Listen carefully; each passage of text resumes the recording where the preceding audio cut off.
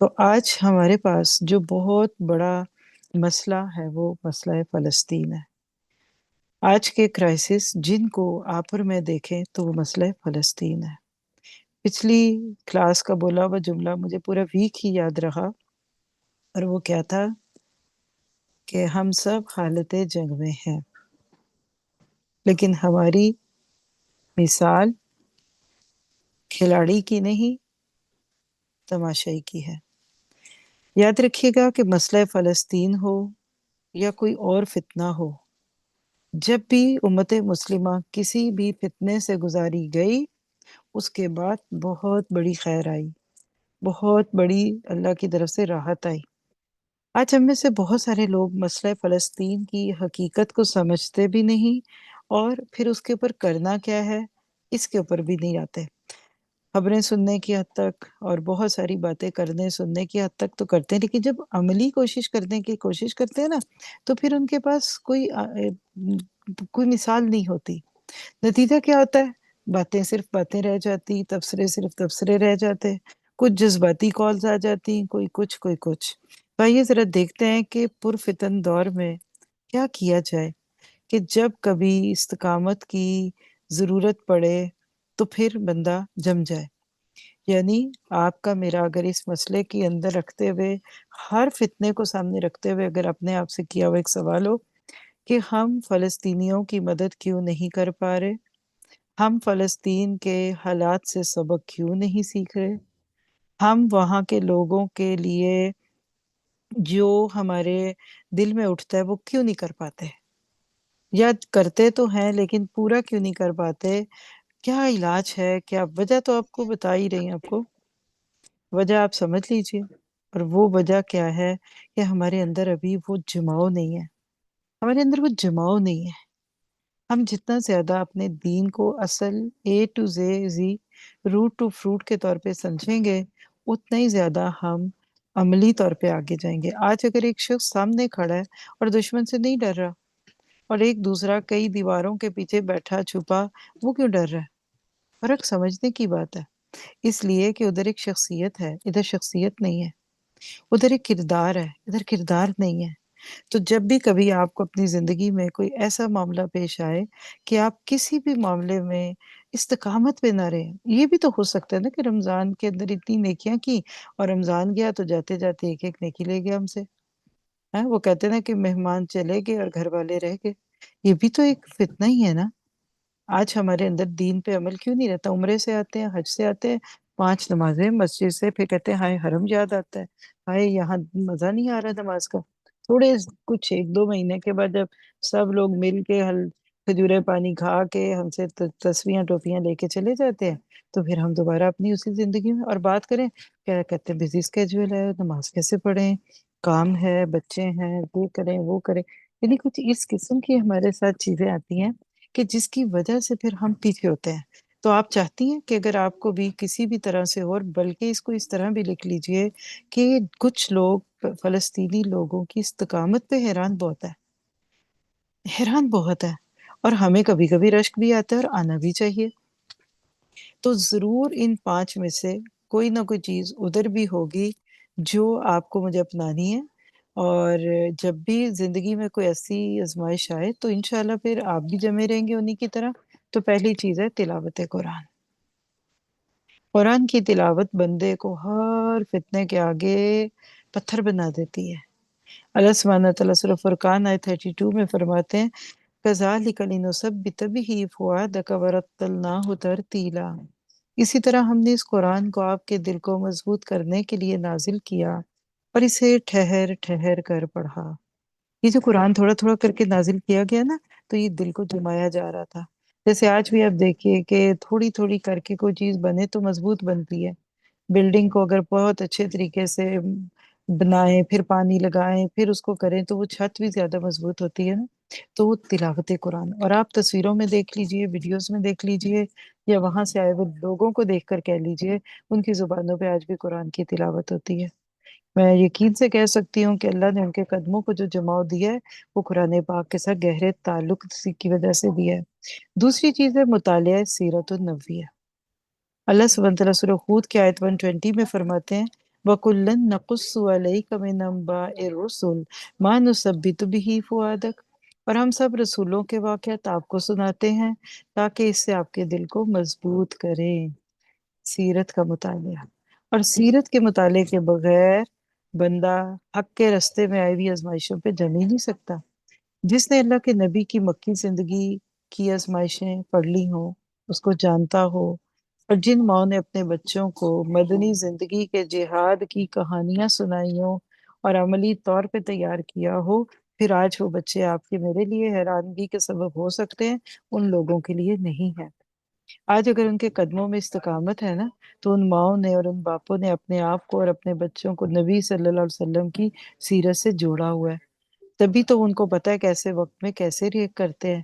تیسری چیز ہے عمل بالعلم، جو علم آئے اس پہ عمل کرنا ہے، اور اس کی دلیل سورۃ نساء آیت 66 ہے، وَلَوْ أَنَّهُمْ فَعَلُوا مَا يُوعَظُونَ بِهِ لَكَانَ خَيْرًا لَهُمْ وَأَشَدَّ تَثْبِيتًا، اور اگر وہ وہی کرتے جس کی ان کو نصیحت کی جاتی تھی، غور کیجئے کیسا خوبصورت جملہ ہے، اگر وہ وہی کرتے جس کی انہیں نصیحت کی جاتی ہے تو یہ ان کے لیے بہتر اور زیادہ ثابت قدمی کا باعث ہوتا۔ کیا پتہ چلا کہ ہر بندہ چاہتا ہے کہ وہ کسی کو بھی نصیحت کرے نا تو سننے والا عمل کرے۔ ماں باپ کی کیا خواہش ہوتی ہے کہ بچے ان کی بات مانیں، استادوں کی کیا تمنا ہوتی ہے کہ اسٹوڈنٹس ان کی کہی بھی بات پہ عمل کریں۔ اسی طرح ہر بڑا اپنے چھوٹے سے، یا ہر اقتدار والا اختیار والا اپنے انڈر لوگ جو ان کے لیے یہی چاہتا ہے کہ میری کہی ہوئی بات کو وہ مانے۔ تو آپ دیکھ لیجئے آج الحمدللہ آپ ان لوگوں کے حالات پڑھ کر دیکھ لیجئے، آپ کو وہ عمل کی تصویر دکھتے ہیں، ان کے اندر نمازوں کا شوق، پردے کا، اور اسی طرح سے یقین کیجئے کہ جو چیزیں ظاہر دکھتی ہیں نا، اندر کے معاملے بھی صاف ہوں گے، دل بھی صاف ہوں گے۔ تو تیسری چیز جس نے آج اہل غزہ کے قدم جمائے ہوئے ہیں وہ کیا ہے کہ وہ جو علم لیتے ہیں اس پہ عمل کرتے ہیں۔ چوتھی چیز کیا ہے؟ دعا بالثبات، دعا کرنا اس بات کی کہ اللہ ہمارے قدم جما کے رکھنا۔ سورۃ آل عمران کی آیت 8 میں آتا ہے ربنا لا تزغ قلوبنا بعد إذ هديتنا وهب لنا من لدنك رحمة إنك أنت الوهاب، اے ہمارے رب ہمیں ہدایت دینے کے بعد ہمارے دلوں کو ٹیڑھا نہ کر، اور ہمیں اپنی طرف سے رحمت عطا فرما، اور بے شک تو ہی بہت عطا کرنے والا ہے۔ آپ دیکھیے اس آیت میں کتنا درد ہے۔ قیمتی چیز ہدایت ہے، ہم سونے چاندی کے کھو جانے، چوری ہونے کا خوف تو رکھیں اور ہدایت سے پیچھے رہیں، تو یہ چیز ہمارے لیے ٹھیک نہیں۔ آج بھی کئی ویڈیوز آپ نے ایسی دیکھی ہوں گی کہ اس وقت بھی جب جان جا رہی ہے یا اپنے ہاتھوں میں اپنے بچوں کی ڈیڈ باڈیز کو اٹھاتے ہیں تو اس وقت ان کی دعائیں کیا ہوتی ہیں کہ اللہ قبول کر لے، اللہ ہمیں ہدایت کے بعد پیچھے نہ کرنا۔ اور پانچویں چیز تو بہت ہی پیاری ہے، الصحبۃ الصالحہ، اچھی صحبت، اچھی دوستی، اچھی کمپنی۔ قرآن پاک سورۃ الکہف کے آیت 28 میں کیا حکم دیتا ہے؟ وَاصْبِرْ نَفْسَكَ مَعَ الَّذِينَ يَدْعُونَ رَبَّهُمْ بِالْغَدَاةِ وَالْعَشِيِّ يُرِيدُونَ وَجْهَهُ، اور اپنے آپ کو ان لوگوں کے ساتھ صبر سے رکھیے جو صبح و شام اپنے رب کو پکارتے ہیں، اس کی رضا کے طلبگار ہیں۔ کیا پتہ چلا؟ اچھی دوستی، پوری کمیونٹی ایک جیسی ہو، اچھے دوست، گھروں میں دوستی، خاندانوں میں دوستی ہے، اور یہ پانچوں پوائنٹ جو نا یہ عبدالرحمن سعیدی نے اپنی تفسیر میں بیان کیے۔ کیا پتہ چلا کہ آپ کو مجھے آج ایسے لوگوں کے اوپر رشک آتا ہے، اس پہ بھی شکر کیجئے، لیکن اللہ سے یہ دعا کیجئے کہ اللہ ہمارے قدموں کو جما دے۔ اب یہ تو تھی باتیں وہاں جن کے اوپر گولیاں چل رہی، جن کے اوپر اسلحے کی بھاگ دوڑ ہے۔ اب ذرا سا اس کو لے آئیے اپنے اوپر۔ آج ہم امت مسلمہ کے لوگ، ہمارے بچے، اب میں آپ کو بہت اہم بات کہنے والی ہوں، صرف چھوٹی سی بات ہے جس پہ آپ بعد میں غور کیجیے گا، کہ جب ماؤں نے بچوں کی تربیت قرآن اور سنت کے مطابق کی، تلاوت قرآن کا عادی کیا، سیرت نبوی سے جوڑا، پھر ان کو عمل کرنا سکھایا، بچوں کو 5 وقت کی نماز کی عادت ہوئی، ان کی نظریں جھکی، یغض من ابصارہم پہ عمل ہو گیا، حلال حرام کا پتہ ہے، زندگی کا مقصد پتہ ہے، پھر ساتھ ہی ساتھ دعائیں بھی مانگی کہ اللہ ہدایت کے بعد گمراہ نہ کرنا، اور پھر گھروں میں، شادیوں میں، دعوتوں میں اچھی صحبتیں تھیں۔ صحبت صرف دوستیوں میں نہیں ہوتی کہ آپ کا بیٹا کس کے ساتھ چلتا اٹھتا ہے. یہ صحبت تو سب سے پہلے گھر کی ہے. فیملی بونڈ کیسا ہے, پھر خاندان کا بونڈ کیسا ہے, آپ کے گھروں میں شادیاں کیسی چلتی ہیں, آپ کے گھروں کی دعوتیں کیسی ہوتی ہیں. جب یہ 5 کام کیے, ان کے بچے, ان کے جوان ہیں کہ بچے, وہ دشمن کی آنکھوں میں آنکھیں ڈال کر دیکھ رہے ہیں. اب ہوتا کیا ہے, بہت دکھتی رگ پہ بات کرنے لگی ہوں. غزہ کی صورتحال اور نوجوان. آج امت مسلمہ جو کہ پوری دنیا میں مختلف جگہوں پہ چھوٹی چھوٹی ٹکڑیوں کی صورت میں بٹ چکی ہے, اب ہوتا کیا ہے کہ ہم اپنے بچوں کو, افسوس کے ساتھ کہوں گی اور عمومیت پہ بات کروں گی, یہ نہیں کہ کچھ لوگ, ہر طرح کے تو لوگ ہوتے ہی ہیں, لیکن عام طور پہ آج ہماری اپنے بچوں کی تربیت میں یہ 5 نقطے نہیں دکھتے. کہیں ایک ہے تو کہیں دوسرا ہے, کہیں ایک نہیں تو کہیں دوسرا نہیں ہے. اب نتیجہ کیا ہوتا ہے کہ جب کوئی ایمان کے جذبے سے بھرا ہوا شخص, دیکھیے کسی کی نیت پہ شک نہ کیجیے گا, اس کو واقعی بہت درد ہے امت مسلمہ کا, اس کو بہت پین ہے, وہ خود بھی پوری طرح عمل کے لیے تیار ہے بلکہ کر رہا ہے. اب جب وہ غزہ کے اندر جا کر جہاد کی بات کرتا ہے تو ہماری امت مسلمہ کے اکثر نوجوان, ان کے دل پہ کیا گزرتی ہے. کئی لوگوں کے تجربوں کی روشنی میں بتاؤں گی کہ گھر گھر ایسی صورتحال کا سامنا کرنا پڑا. کسی موٹیویشنل یا کسی بہت جذباتی یا کسی واقعی ایمان سے بھرپور عالم کے دین کی باتیں سن کر ہمارے نوجوان بھی غزہ جانے کی کوشش کرتے ہیں. پھر وہاں جا کر ان کی مدد کریں گے, یہ ہوگا وہ ہوگا. اب یہ جذبے, یہ باتیں ساری ٹھیک ہیں, لیکن بات یہ ہے کہ نیچے بنیاد نہیں ہے. ہو سکتے ہیں وہ بچے ابھی تک نماز میں بھی پورے نہ ہو, روزے میں بھی پورے نہ ہو, لیکن کسی کی اشتعال والی خبریں سن کر وہ بلکہ اپنے فرائض کو چھوڑ کر, اپنے ماں باپ کے ساتھ تعلق کو چھوڑ کر, اپنے ماں باپ کے ذمہ داریوں سے ایک طرف خود کو کر کے وہ جانا چاہتے ہیں کہ ہم جا کر میدان جنگ میں جائیں اور لڑیں. اس کے بعد جو کچھ ہوتا ہے نا, وہ یہاں بیٹھ کر آپ اور میں نہیں جان سکتے جب تک کوئی ادھر سے گزرا نہ ہو.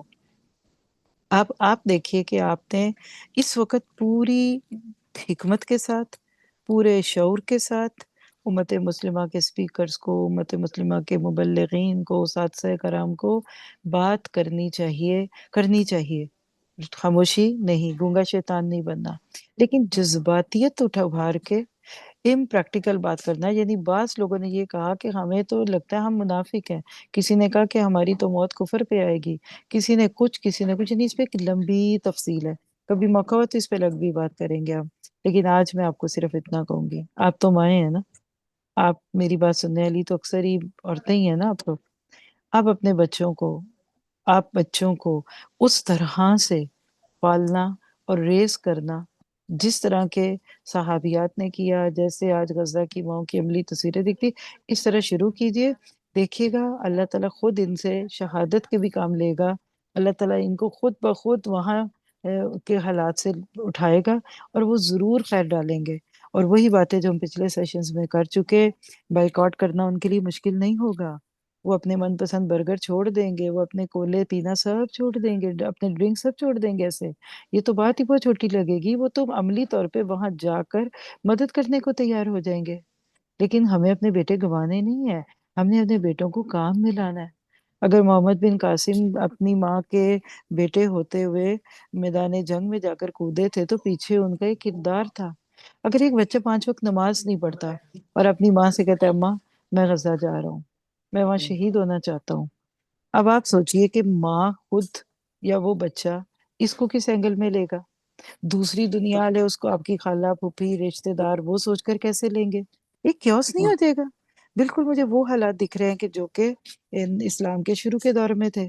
پھر گھر گھر میں باتیں تھی. تو میں یہ نہیں کہتی کہ ہمیں اپنے جوانوں کے اندر جذبہ جہاد کو ابھارنا نہیں ہے, لیکن صرف جذباتیت کے نام پہ اور ان کو اس طرح کا ٹارچر فیل ہونے لگے کہ ہم بالکل منافق اور کافر ہیں, تو یہ وہی بات ہو گئی کہ آپ آخری چھت کی بات تو کر رہے ہیں لیکن بیچ میں آپ کی دیواریں بھی نہیں بنی ہوئی, آپ کی بنیادیں بھی کمزور ہیں. تو یہ وقت ادھر ختم نہیں ہوگا, یاد رکھیے گا. آج ہمارے بڑے اگر خاموش ہیں, اور یہ بات ایک خوش آئند ہے کہ جوانوں میں آج بھی جذبہ جہاد زیادہ ہے اولڈ سے, یعنی جو جنریشن زی جس کو کہتے ہیں, اور مختلف لیول جو بنا دیے گئے آج ڈفرینٹ طرف ایج گروپس کے ساتھ. آج جو نانی دادا دادی دادا یا پھر جن کے جوان بچے ہیں وہ ماں باپ ابھی اپنے دلوں میں اتنا جذبہ نہیں رکھ رہے. یعنی سیدھی سی بات ہے کہ بڑے خاموش ہیں اور بچے آگے بڑھنا چاہ رہے ہیں، چاہے اس کو حکمرانی کے لیول پہ لیں یا آپ عوام کے لیول پہ لیں. تو یاد رکھیے دنیا میں مکافات عمل ہے. تو بچا بچا کے نہ رکھ اسے کہ تیرا آئینہ وہ آئینہ ہے جو شکستہ ہو تو عزیز تر ہے نگاہ آئینہ ساز میں. ہم اللہ سے جو بچا رہے ہیں یہ بچے گا نہیں، تو لکھیے مکافات عمل.